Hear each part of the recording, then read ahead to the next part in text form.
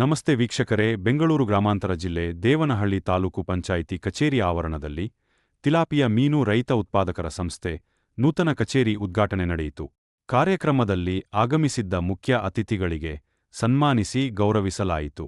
ಈ ಸಂದರ್ಭದಲ್ಲಿ ಮೀನುಗಾರಿಕೆ ಇಲಾಖೆಯ ಬೆಂಗಳೂರು ಗ್ರಾಮಾಂತರ ಜಿಲ್ಲೆ ಉಪನಿರ್ದೇಶಕರಾದ ಶಿವಶಂಕರ್, ತಾಲೂಕು ಪಂಚಾಯಿತಿ ಇಒ ಶ್ರೀನಾಥ್ಗೌಡ, ಮೀನುಗಾರಿಕೆ ಸಹಾಯಕ ನಿರ್ದೇಶಕರುಗಳಾದ ನಾಗರಾಜ್ ಬಾಬು, ಸುಬ್ರಹ್ಮಣ್ಯ, ಸಿಇಒ ಮೀನಾಕ್ಷಿ ಹಾಗೂ ಸಂಸ್ಥೆಯ ಎಲ್ಲಾ ಪದಾಧಿಕಾರಿಗಳು ಉಪಸ್ಥಿತರಿದ್ದರು. ವರದಿ ರಾಜುಗೌಡ. ದಿವಸ ನಾವು ನಮ್ಮ ಬೆಂಗಳೂರು ಗ್ರಾಮಾಂತರ ಜಿಲ್ಲೆ ದೇವನಹಳ್ಳಿ ತಿಲಾಪಿ ಎಫ್ಎಫ್ಪಿಒ ಒಂದು ಆಫೀಸನ್ನು ಉದ್ಘಾಟನೆ ಮಾಡ್ತಾ ಇದ್ದೀವಿ.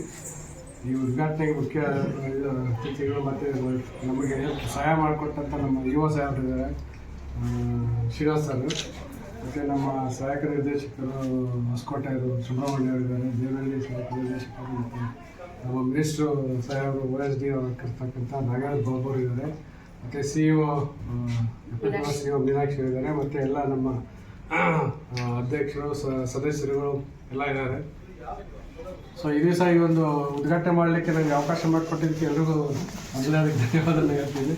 ಮತ್ತು ಈ ಒಂದು ಆಫೀಸನ್ನು ಮತ್ತು ಈ ಒಂದು ತಿಲಾಪಿಯನ್ನು ಒಳ್ಳೆಯ ಉತ್ತಮ ಮಟ್ಟಕ್ಕೆ ತಗೊಂಡೋಗ್ಬೇಕು ಅಂದ್ಬಿಟ್ಟು ನಾವು ನಿಮಗೆ ಇದು ಮಾಡ್ತೀವಿ ಮಾಡಬೇಕಂತ ಕೇಳ್ಕೊಳ್ತೀವಿ. ಬಟ್ ಅದೇ ರೀತಿ ನೀವು ನಮ್ಮಲ್ಲಿ ಏನೆಲ್ಲ ಸಿಗುತ್ತೆ ಸವಲತ್ತುಗಳು ಇಲಾಖೆಯಿಂದ ವಿಲ್ ರೆಡಿ ಟು ಗಿವ್, ನಾವು ಎಲ್ಲ ಸವಲತ್ತು ಉಳಿಸ್ಕೊಳ್ಳಿಕ್ಕೆ ರೆಡಿ ಇದ್ದೀವಿ. ಬಟ್ ನೀವು ಕೂಡ ಅದೇ ರೀತಿ ಏನೇನು ಅದನ್ನು ಒಳ್ಳೆ ರೀತಿ ಸದುಪಯೋಗಪಡಿಸ್ಕೊಂಡು ಜನರಿಗೆ ನೀವು ಸಂಸ್ಥೆಗೆ ಮತ್ತು ಎಲ್ಲ ಮೆಂಬರ್ಸ್ ಏನಿದೆ ಅವ್ರಿಗೆಲ್ಲರೂ ಅನುಕೂಲ ಆಗೋ ರೀತಿಯಲ್ಲಿ ಮಾಡ್ಕೊಂಡು ಹೋಗ್ಬೇಕಂತ ಕೇಳ್ಕೊಳ್ತೀವಿ.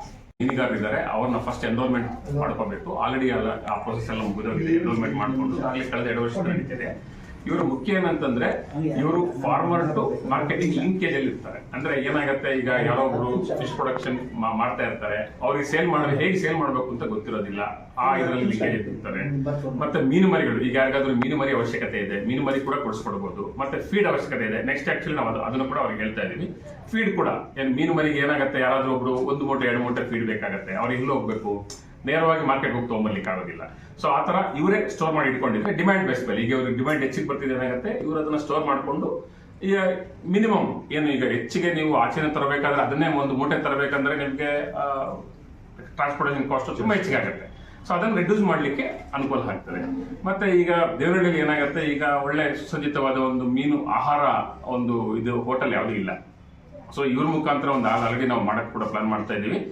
ಸೊ ಅದರಿಂದ ಏನಾಗುತ್ತೆ, ಜನರಿಗೆ ಒಂದು ಅಂದ್ರೆ ಎಲ್ಲೆಲ್ಲೋ ತಿನ್ನೋ ಬದಲು ಒಳ್ಳೆ ಸುಸಜ್ಜಿತವಾದ ಕಡಿಮೆ ಪ್ರೈಸ್ ಅಲ್ಲಿ ಒಳ್ಳೆ ಮೀನು ತಿನ್ನುವಂಥದ್ದು ಕೂಡ ಮುಂದಿನ ದಿನಗಳಲ್ಲಿ ಒಂದು ಇವ್ರ ಮುಖಾಂತರನೇ ಮಾಡಿಸಿ ಒಂದು